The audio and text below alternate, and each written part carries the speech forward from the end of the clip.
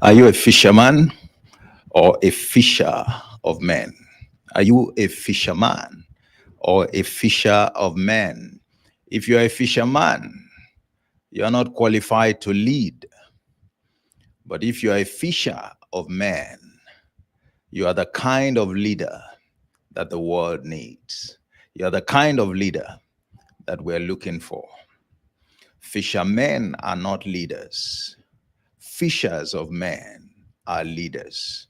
There's a reason why Jesus called his team and offered them a transformation from being fishermen to being fishers of men. He said, "Follow me, and I will make you fishers of men." For the most part, many of them were fishermen, but they were transformed at the end of the day into fishers of men. That's what we'll be looking at this morning. It's Leadership Monday, and welcome to take delivery of your nugget today so that you can do leadership right this week. That's what we focus on Leadership Monday. And in a moment, we'll set the ball rolling.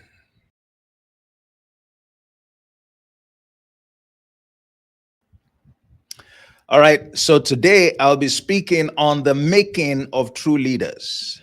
The making of true leaders. Who are true leaders?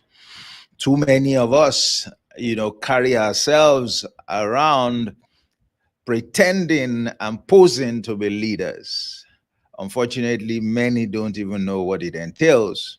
Many certainly are not leaders, although they may be sitting in positions of leadership. But as you must have heard now and again, leadership is not about the position. It isn't about the title. It isn't even about the power that is, the authority that is formally given to the leader. All of them are important, make no mistake about it. But there is much, much more to leadership than all of that. So we're looking this morning at the making of true leaders. Who are true leaders? And we're taking our cue again from the Book of Truth at Emet Leadership Academy that brings you Leadership Monday and Leadership in 30 Minutes on Thursdays. We nurture leaders based on truth. We nurture leaders based on truth. And truth for us is found in the Word of God. So come with me to Matthew chapter 4 and verse 19. And it's one of those instances where it was reported what Jesus did. Now, this is significant because we know that this man called Jesus was a leader.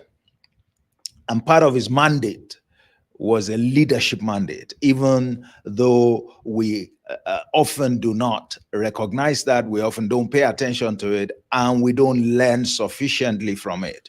But the Bible was very clear when it said in Isaiah, 9 and verse 6, that the government will be upon his shoulders. When he said that he's going to lead his people, all right, out of bondage and all of that. And when he started, the first thing that he did was, guess what? He put a team together. He put a team together. I mean, was that his mandate? Oh, yes, it was part of his mandate. How do we know? Because when you get to John 17, you see him go back to the one who sent him, to his own leader, God, to render his report card. And his report card there was specifically on his team. It was a leadership scorecard for those who may be interested, in that. You find the scorecard of the leader. You want to know what it is? Go and study John 17. So he had a leadership mandate. That's why the first thing he did was to put a team together. Why did he put a team together? One, because that team was required to help him fulfill his mandate. Two, because even if he completed his mandate, all right, only a part of it will be relevant. And it will be relevant only for the people who are alive then. You and I will not be beneficiaries. So there are people who needed to extend the effect of the work that he had done unto ages to come. So you and I are beneficiaries of what he did because his team was left behind to continue to do the work that he did, which is going around and telling people about the kingdom of God and delivering, a transformation to their lives. So, I mean, who do we learn from? I mean, certainly a man like that, we have to learn from him because he succeeded as a leader. We can identify his team and we see what was the promise he made to his team, and we see also what became of those team members, illiterate men, fishermen who became powerhouses, all right, just within a space of 3 years. So it gives you an idea of what is possible with people. It gives you an idea of the kind of impact that your leadership can make on the people. All right. So this was what he said in this circumstance. He said, "Follow me, and I will make you fishers of men. Follow me, and I will make you fishers of men." Now, when he made this statement, he was speaking to John. I mean, he was speaking to Peter and his brother. All right.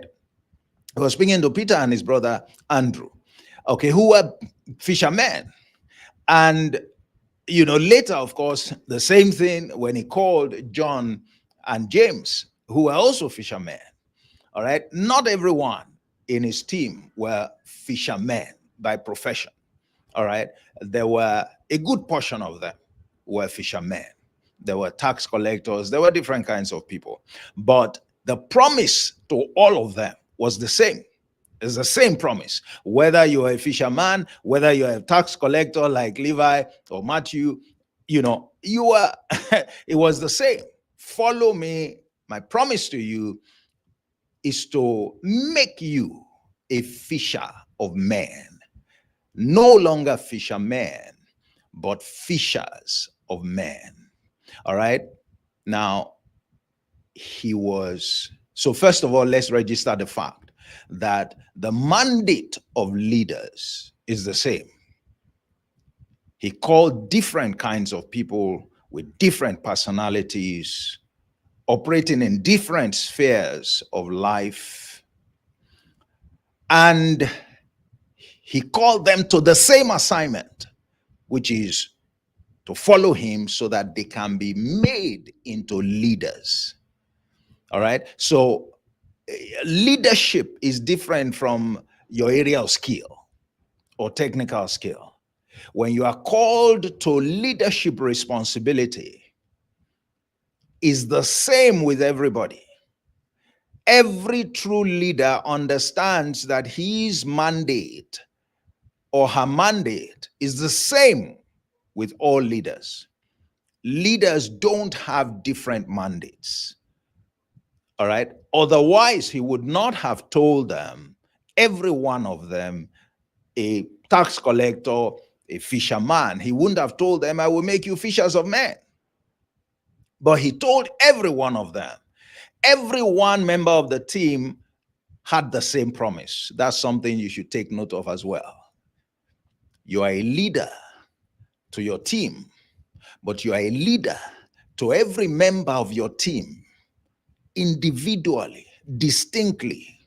And your promise to every member is the same, must be the same.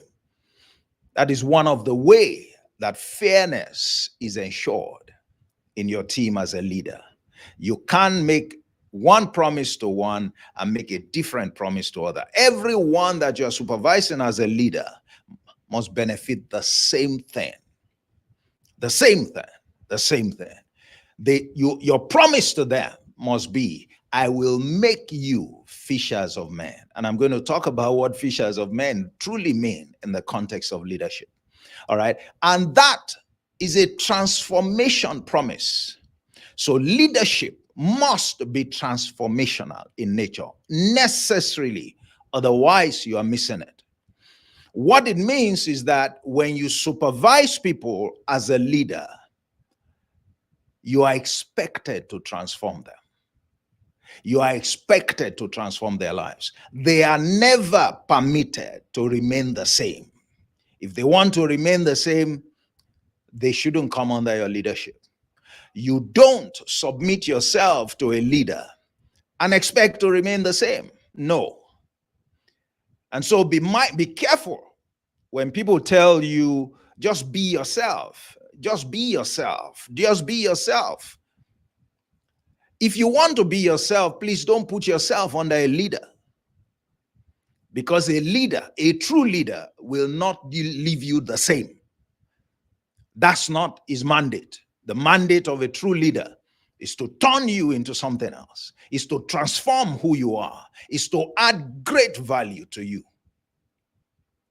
So if you want to remain the same under a leader, I'm afraid you are shortchanging yourself. I'm afraid you're wasting your time. And unfortunately, you'll be wasting the leader's time. But I imagine that a true leader would know whether or not you are committed to receiving the mandate of transformation, to benefiting from it. And if he or she believes that you are not, then it may be time for both of you to go your different ways.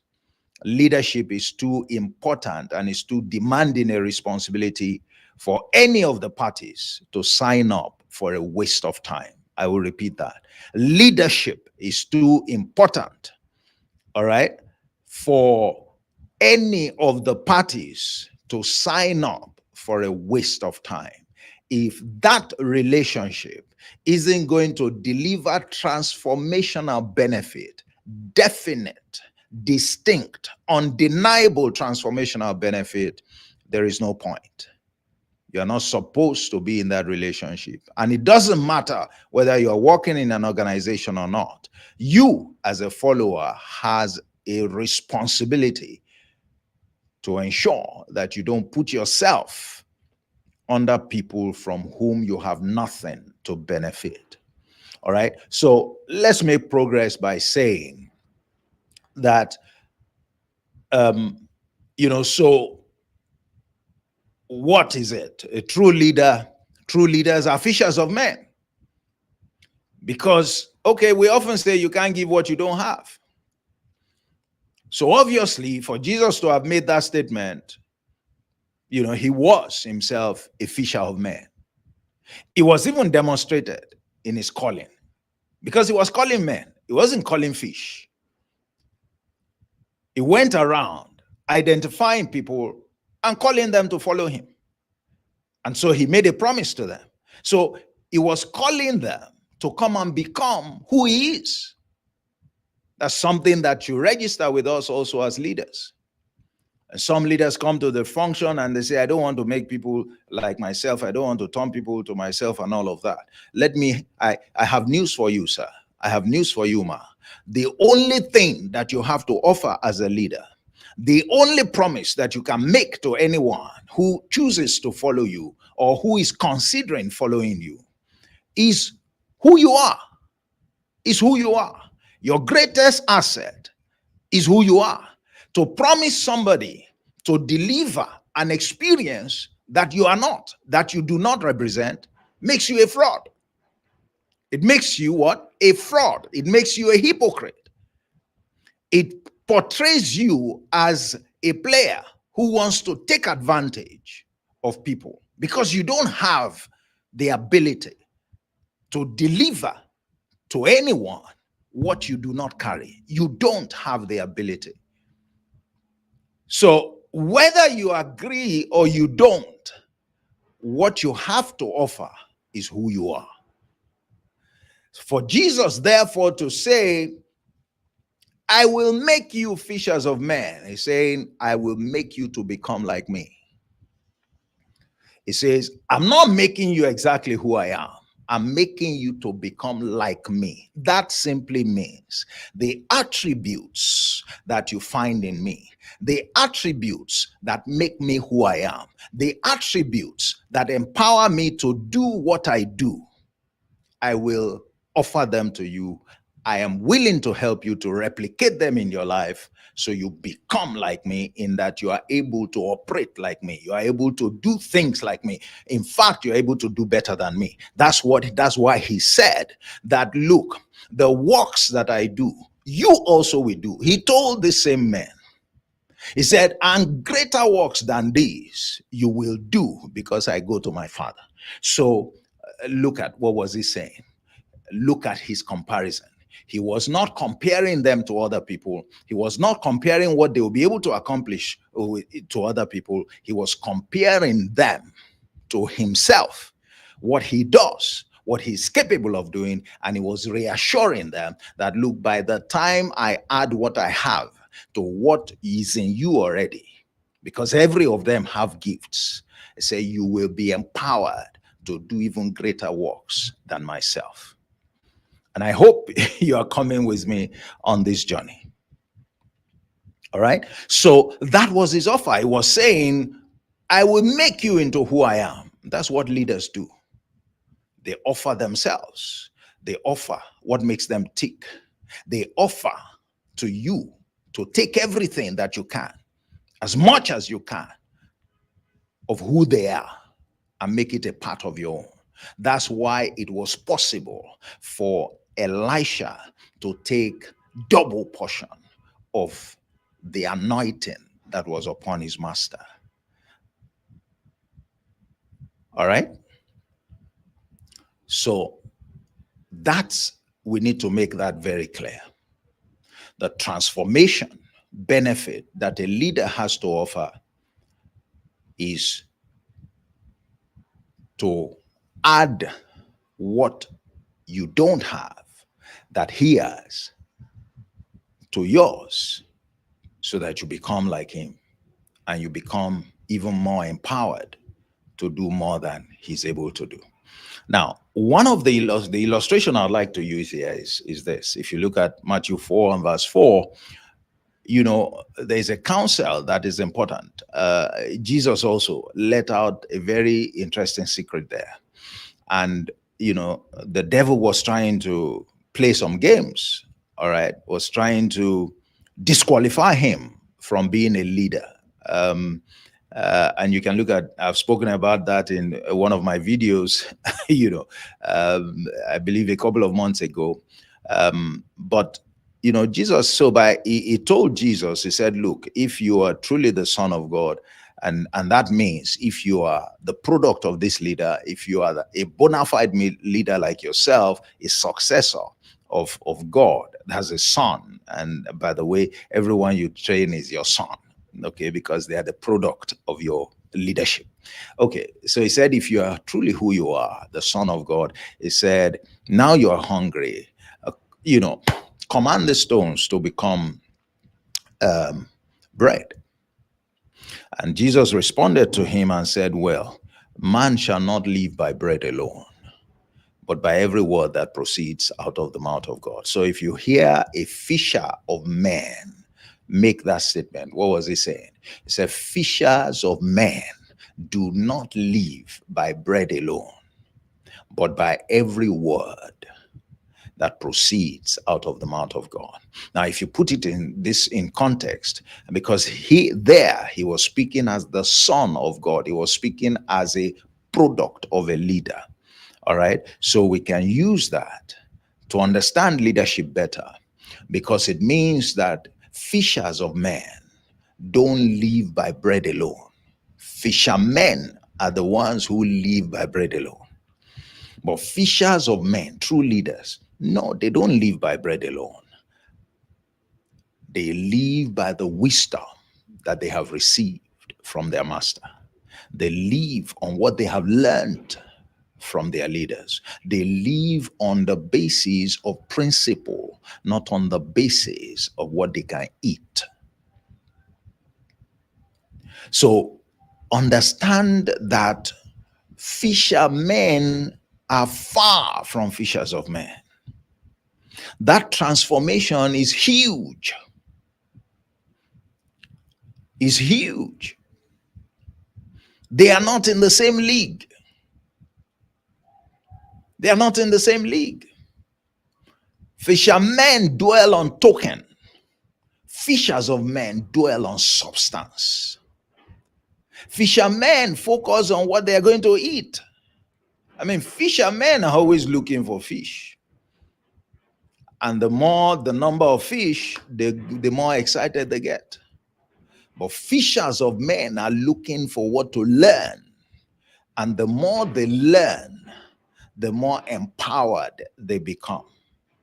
The smarter they become, the greater their ability to deliver lasting impact. That's why fishers of men is a leadership stature. Fishermen is followers. All right.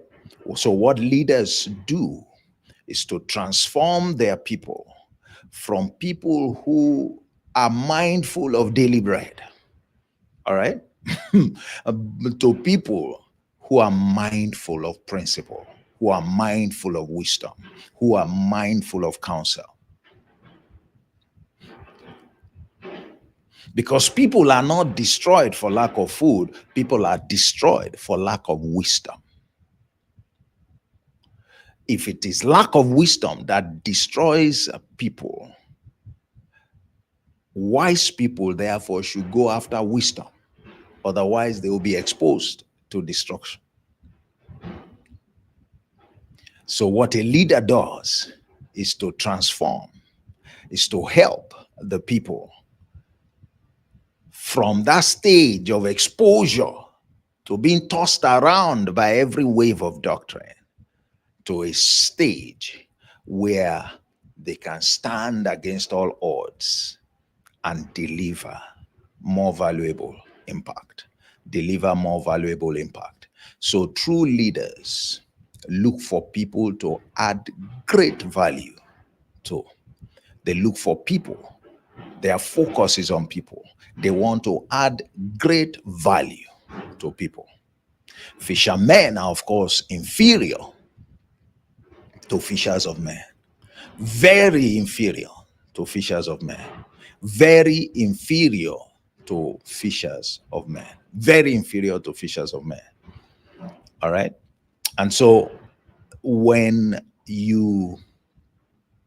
so the value that a leader, a fisher of men adds to fishermen is unquantifiable. Is unquantifiable. Now, that truth needs to sink in a bit, because what I'm saying is that if you truly served a leader and you are the product of a true leader, every value that you received, what you gained, you could never have paid to acquire it. Is unquantifiable. The transformation that true leaders deliver, you cannot buy it. There isn't enough money that you can put down to buy it. The man who was very rich in Luke 18, who ran to Jesus, was acknowledged as wealthy. When he went to him, he went to ask for eternal life. He was asking for this dimension of transformation. But he had money. Do you know? He never offered money to this master. He didn't offer money. Why? He knew it would be an insult. He understood that his money could not acquire it. In any case, if his money could acquire it, he was wealthy. He wouldn't have had to come to this man. He would have acquired it. But for many reasons, that encounter also tells you the kind of transformation that leaders deliver. You can't buy it. You don't have enough to pay for it. And the humbling dimension of it is that it's not even up for sale. It's not up for sale. It's not up for sale. Leaders don't, offer themselves and what they have to be bought. That's not the way leadership works.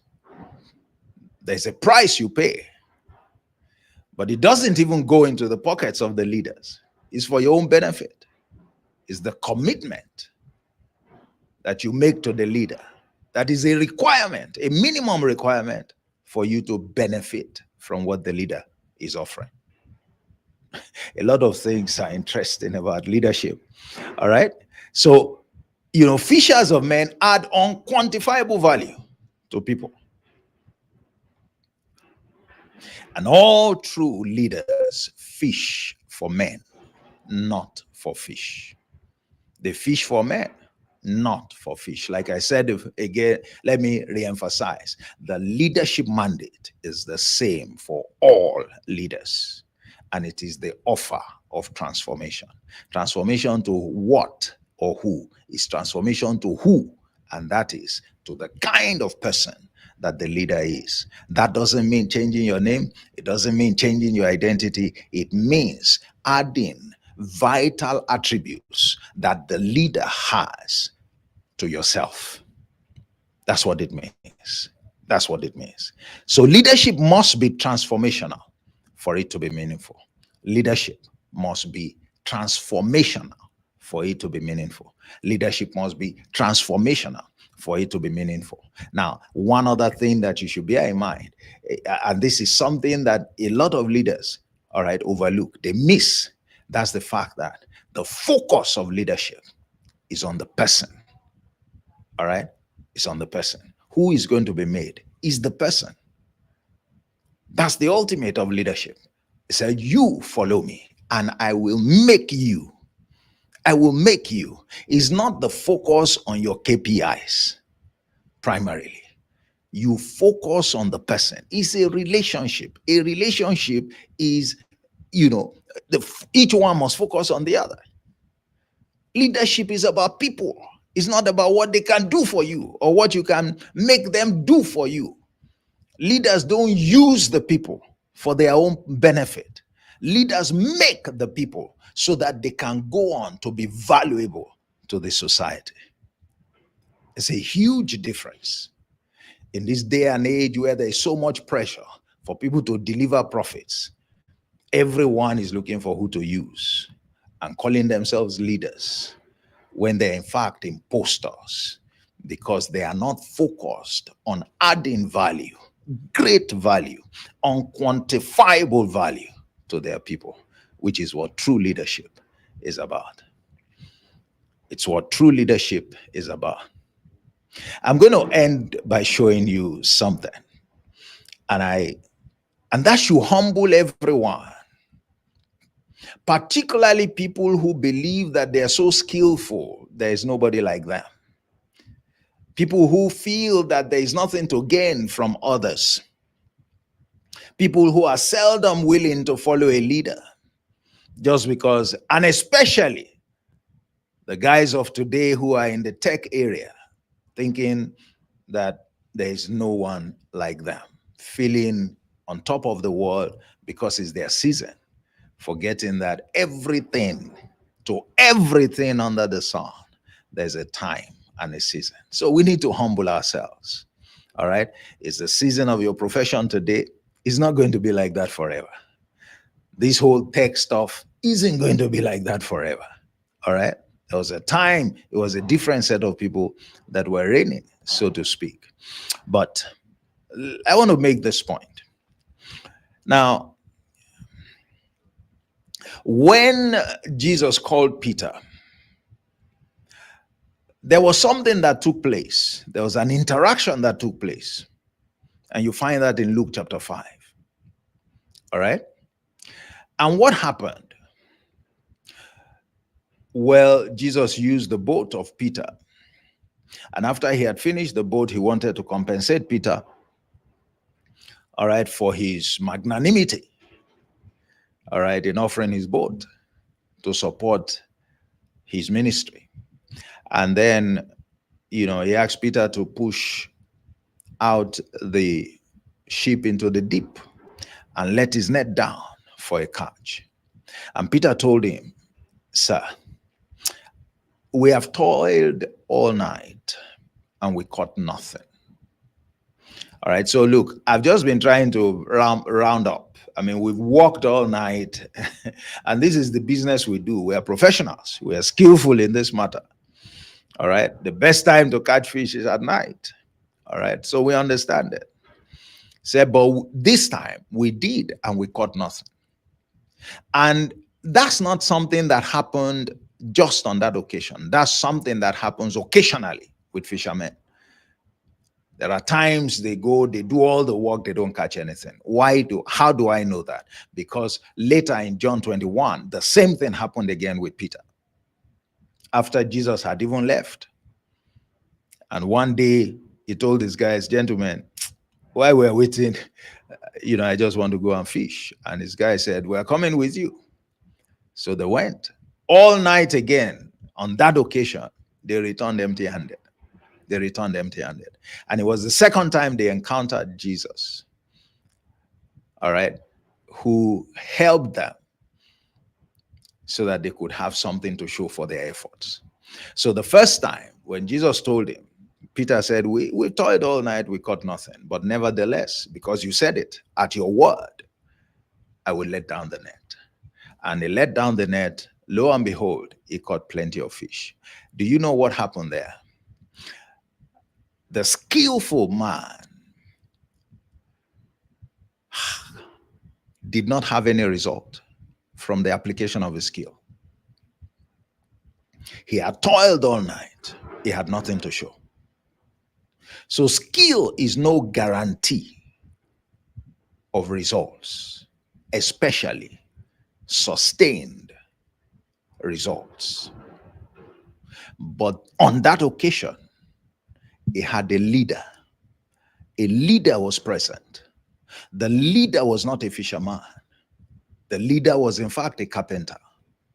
This leader, who was a carpenter, but had solid leadership skills, made the skillful man, the so-called professional, whose skill failed him, to return with results. Isn't that humbling? If you don't know the value of leadership, let that teach you a lesson. Leaders don't need to be skillful in your area to lead you. The fact that I know nothing about technology does not mean that I am not qualified to lead you. I don't need knowledge of technology. The knowledge I need is the knowledge of how to lead, how to provide leadership. Jesus was not a farmer. He was not a fisherman. He was a carpenter, but he was a leader. Your fisherman skills failed you, and it took the leader to make your skills work for you. There's a limit to what your skill can accomplish. What a leader does is to help your skill to shine. What a leader does is to offer you a more robust approach to getting results on a consistent basis. Now, if you say, okay, so maybe that was just like that. Now, I've given you that was one example. There was a second example in John 21. And there they failed again. They were returning after toiling all night again and not catching anything. And then Jesus was standing on the shore and he called out to them and said, gentlemen, have you any meat? Or have you any fish? And they said, no. They had nothing to show. He said, okay, cast your net on the right side or something like that. And they did that. And they couldn't catch. And they caught so much, even their net started to break. All right? And they pulled out. They counted 150 something or 40 something. Great fish. Their skill failed. But the leader's intervention rescued them. So don't be insistent on having somebody who knows your area be the one you want to submit to. No. Leaders, the effectiveness of leaders is not determined by skill. It's determined by something else. Remember, they don't live by bread alone, which is your own over-reliance on your skill. They live by every word that proceeds out of the mouth of their leader. All right. They have wisdom. They know how to figure out solutions when people run into difficulty. That's what qualifies them to lead their people. They seldom get stranded, if at all. Why? Because they have the know-how to walk around situations of difficulty. Why was it that in every situation, different kinds of problems presented to Jesus, he always had a way out? Always had a way out. John 6 and verse 6, he said he himself knew what he would do.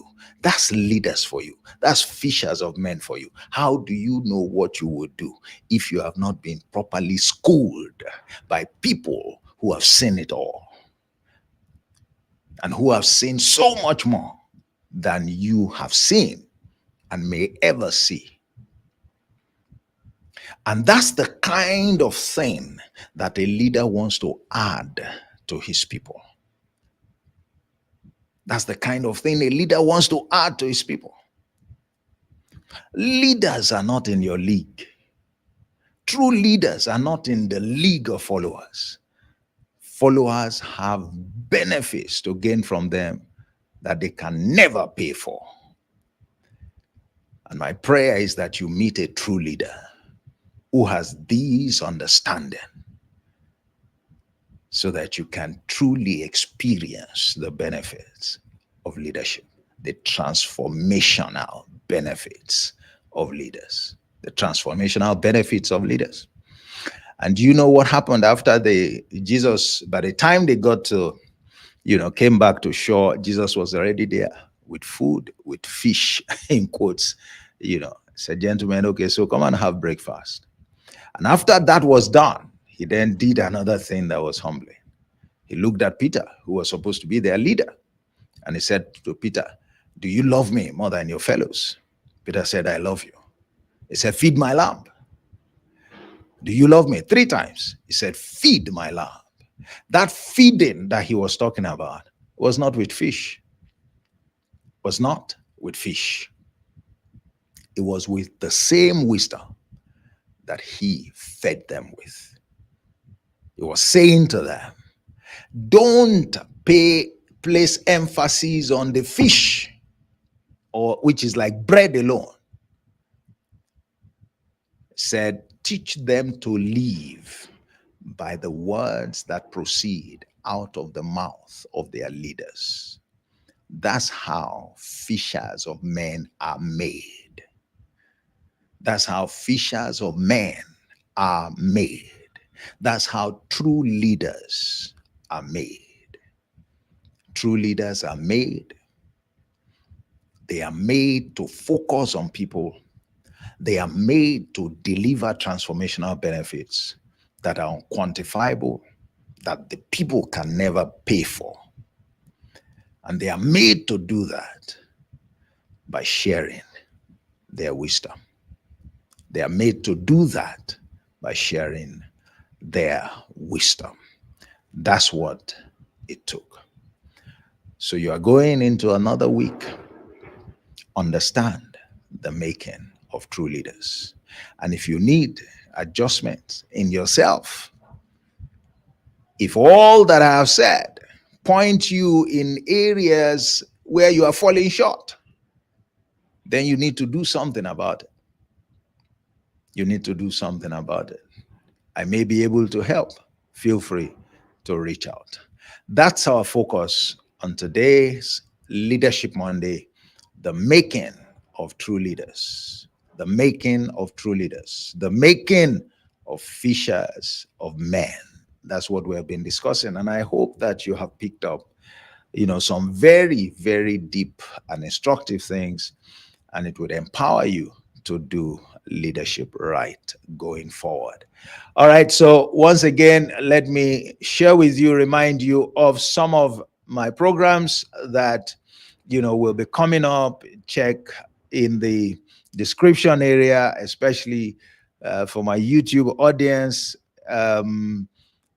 some of those programs. I believe that you'll be interested in programs like the new you, the new you, new you, the relationships that makes you. Interestingly, we've talked about leadership, and that is is a 7 module series that you can take on your own. Listen to the videos at your time, um, where I speak on the leadership relationship as a vital ingredient that you need to make you. You know what we said? Follow me and I will make you. You want a deeper understanding, something you can settle down with and really get that into your spirit. All right. Either as a leader or as a follower, so that you don't make the mistake of following the wrong set of people. You want to take that program completely, at your own time. It's just a series of videos. And thereafter, if you want a session with me, we can have a one-on-one session, and I can help you with aspects that you may find to be tricky. All right. The other one that I believe you will be interested in also is the one I call Antidote. Antidote is another program. An Antidote, everyone needs to be a part of Antidote. Antidote is a 4-week masterclass, I believe, and it teaches you how to beat the odds recurring against your success. There are odds that everyone faces. You can't escape them. Odds against your success. It's as though they are stacked against you. They are organized to make sure you don't succeed. And many times people fail because they don't have the antidote to those odds. You can't prevent the odds from showing up. So what you need to do is to prepare yourself armed with the antidote, so that when they show up, you can neutralize them and you can have your goals met and you can be successful in the things you do. So that is a live session over 4 weeks. I'll be leading the discussion. I'll be showing you exactly how to approach your goals and how to deal with those odds when they arise. Many people don't know that when you are pursuing any goal, you only have at best a 25% chance of succeeding. The odds are against you as much as 75%. The probability that the average person will fail in the pursuit of their goals is at least 75%. That's huge. So how do you deal? How do you succeed? It shouldn't surprise you, therefore, that not many people are successful when they choose to pursue one thing or the other.